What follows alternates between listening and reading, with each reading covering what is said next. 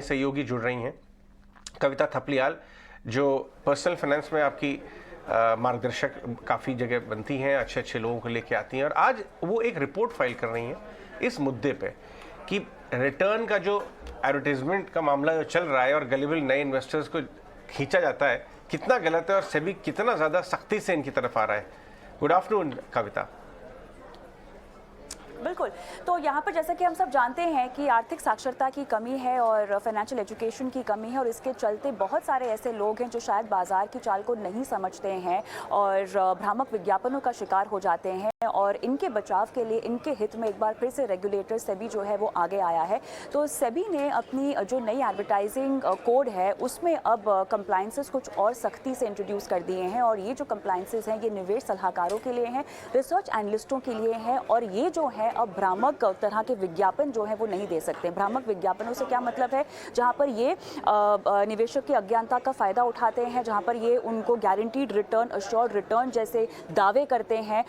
बहुत भारी भरकम भाषा का इस्तेमाल करते हैं, क्योंकि अक्सर ऐसा होता है कि जो निवेशक है वो भारी भरकम भाषा के मोह में आ जाता है और उसी तरह से वो विक्टिम बन जाता है, किसी भी गलत तरह के निवेश में प्रवेश कर लेता है। तो इसी पर रोक लगाई गई है। निवेश सलाहकारों को और रिसर्च एनालिस्टों को इस दायरे में लाया गया है, क्योंकि वो किसी भी तरह के अब विज्ञापन कर रहे हैं, सबसे पहले तो उन्हें अप्रूवल लेना होगा। सेबी ने बाकायदा इसके लिए एक कमेटी भी गठित की है, जिसके जरिए अगर वो कोई विज्ञापन रिलीज भी करना चाहे तो पहले अप्रूवल लेना होगा। अच्छा, जब हम विज्ञापनों की बात कर रहे हैं तो इसमें केवल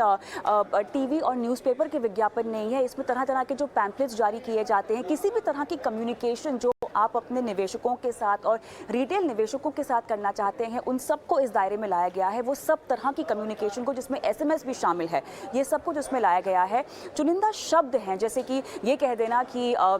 सबसे बेहतरीन रिटर्न देने का दावा करते हैं, सबसे बेस्ट हैं, और तुलना करना, अपने प्रतिद्वंदी से तुलना करना, अपने परफॉर्मेंस के बारे में बताना, ये सब कुछ है जिस पर नकेल कसी गई है। अब निवेश सलाहकार और रिसर्च एनालिस्ट ऐसा कतई नहीं कर सकते हैं। और जहाँ तक भाषा की बात है, उन्हें जो भी, क्योंकि हम सब जानते हैं कि बहुत सारे ऐसे नए निवेशक हैं जो इच्छुक होते हैं बाजार की चाल को समझने के लिए, बाजार में निवेश करने के लिए, खासतौर से उनके हितों को यहाँ पर साफ तौर से सुरक्षित रखने के लिए कहा गया है कि भाषा का इस्तेमाल एकदम आसान हो, जितना हो सके पारदर्शी तरीके से आप उनको निवेश करने की सही प्रक्रिया सिखाएं और ना कि भारी भरकम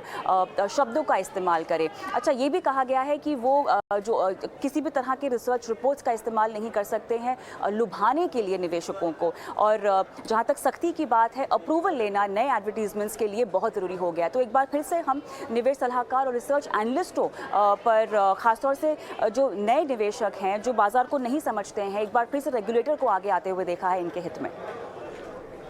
ओके, थैंक यू कविता, आपके सब कुछ समझाने के लिए, हमारे व्यूवर्स को ये सारे मैटर को समझाने के लिए, बताने के लिए बहुत बहुत शुक्रिया आपका। चलिए